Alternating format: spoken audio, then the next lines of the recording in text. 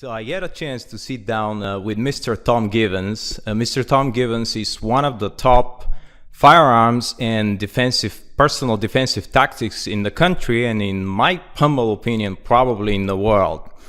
Earlier this year, I graduated his instructor development class. I've taken a couple of classes with him, and I just had the opportunity to be his aide at the range for a combative pistol 2 class. I cannot do nearly as good job of presenting him as he can. That's why I'll ask him to introduce himself a little bit. Okay. My name's Tom Givens. I've been a full-time trainer now for 19 years. Did some time in law enforcement and military before that. Been training, as I said, full-time since 1996. Right now I travel around the country conducting training for private citizens, the police, and military.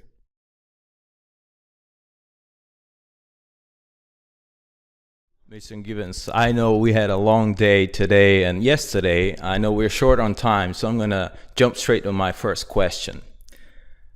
Now, the concealed carry weapon permit courses that civilians have to go through, do they provide the sufficient teachings for people to be prepared to defend themselves on the street, or are they not sufficient? Well, you got to understand that the purpose of those classes is not proficiency. It's to check a bureaucratic box that this person can load and unload and handle a gun without shooting themselves. Basically, it's in my state, it's actually called a safety course. It's actually about making sure you have a minimum qualifications to load a gun and carry it around. It certainly doesn't mean that you're prepared for an actual fight. There's a lot of things, as you know, involved in defending yourself with that gun that just simply aren't covered in a basic permit class, and can't be. Basic permit class is designed to take someone who may not know anything at all about guns and get them up to a level where they can safely handle a handgun. So what is approximately the percentage of concealed carry holders who are not sufficiently prepared in your estimate? Well, it's hard to put a number on that. The requirements vary a great deal from state to state, but in my state, for instance, you're forbidden to work from the holster in the concealed carry class. Now, you have to remember the first rule of government is it doesn't have to make sense. So here you are preparing people to carry a gun in a holster in public, but you're forbidden to work from the holster in that class. We have to come back for additional training after the permit class to even learn to work from the holster.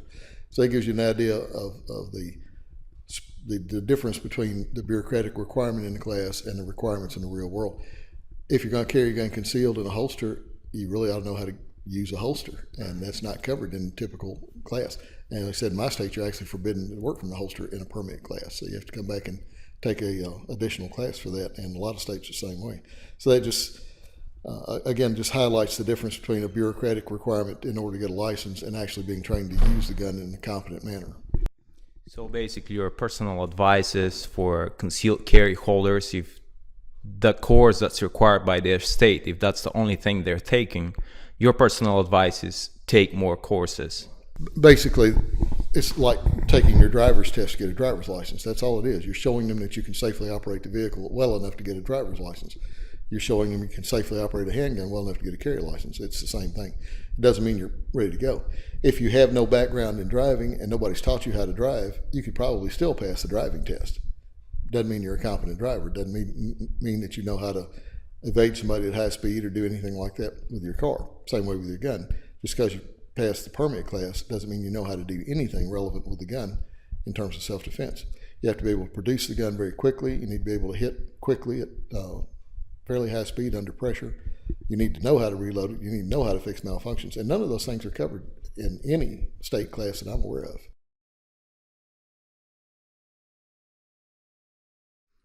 Now, are revolvers more reliable than semi-auto guns? I know this is a big question. It's on a lot of forums out there, but I wanted to hear your opinion. No, they're not.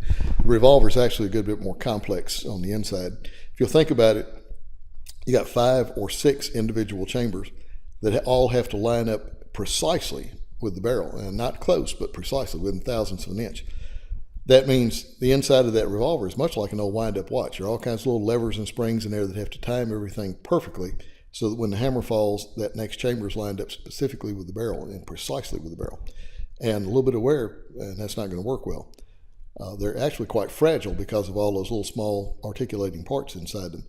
The main problem with revolvers, aside from the fact that they only got 5 or 6 rounds and you're not going to get it reloaded, is that fragility. There's a lot of things that go wrong with a revolver that require time and tools to fix. With a semi-auto, you can typically fix a minor malfunction with a couple of hand motions. Can't do that with a revolver. If you got a bullet sticking out of the front of the cylinder because it pulled during recoil, you have to have a little rod and a hammer, tap it back into the chamber before you can open the cylinder, get rid of it, and put fresh ammo in it. You can't do that in a fight. Can't do that in a fight. Your ejector rod comes unscrewed a little bit from vibrations. Can't do anything about that in a fight. Just all kinds of problems with it that you can't do anything about in a fight. Aside from that, those 5 or 6 rounds are gone pretty quickly. At a typical fighting speed, you're shooting 4 or 5 rounds per second. That means in a second, your 5-shot revolver is empty. The purpose of a higher capacity pistol is not to let you shoot more. That's a common misconception. The purpose of a pistol that holds more rounds is so you don't have to stop and reload it. When you stop to reload it, the gun's completely useless, can't be fired, and that's for a period of several seconds. So basically, you're out of the fight at that point. So if you got a gun that holds 10 rounds, it keeps you in the fight twice as long as a 5-shooter. If you got one that holds 15 rounds, it keeps you in the fight 3 times as long as a 5-shooter. So that's really what it's about. It's not about being able to shoot more. It's about not having to stop and reload the pistol, which usually is going to be the end of the fight at that point. And I agree with all of this, but I know from your courses and studying under you that there is something all about this misconception that revolvers are more reliable, and it has to do something with ammunition. What was it? Well, when autos first came into play, that was in the late 1800s. A lot of people think there's some kind of brand new invention. They've actually been around for like 125 years. And back then, ammunition was far less reliable than it is today, far less reliable. So when a revolver misfires, which means the cartridge doesn't fire when you pull the trigger, all you got to do is pull the trigger again, and the cylinder will rotate and bring up another round. With an auto, you've got to cycle the slide to remove the dead round to get a live one into the chamber. That was a big deal in 1900 when we had old mercuric primers that were very susceptible to weather and whatnot, and misfired quite often. Modern ammunition of a quality that would actually carry very rarely misfires, so it's a non-issue. Goes back to 100 years ago, that was true. The revolver was more likely to fire if you had a misfire. All you had to do was pull the trigger again, get a fresh round. That's not the case anymore. Modern service-grade ammunition, you may get one misfire in thousands of rounds, so the likelihood is far less than it used to be. So basically, it's all about reliability of ammunition today, and because the ammunition today is a lot more reliable, that misconception should stay in the past, that revolvers are a lot more. But are revolvers still a viable self-defense tool, and under what circumstances? Well, it depends entirely on what you find yourself involved in. People make the mistake of saying the average fight is 3 rounds, so a 5-shot gun's adequate. Problem is, you won't be involved in an average fight. You'll be involved in a unique fight, and they're all different. I've had personally, I've had private citizen students, private citizens, not cops, have to fire 8, 10, 11, and 12 rounds that I can think of off the top of my head. You can't do that with a 5 or 6 shot gun. You can do that with a 15-shot gun, but you can't do that with a 5 or 6 shot gun. If you need a minimum of 8 rounds to get out of this problem, for instance, the one that fired 8 rounds had 2 bad guys, put 5 in one, 3 in the other. You can't do that with a 5-shot gun. It's just simply not possible.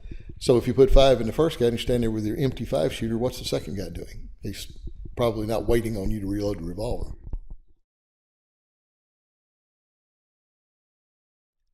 I've taken quite a few classes and several under you. I have noticed that there are a lot more men than women taking these classes. How important is it for women to learn to defend themselves, not only with tools like firearms, but in general? Should they depend on their stronger half, or should they rely more on themselves to deal with the dangers the world can present?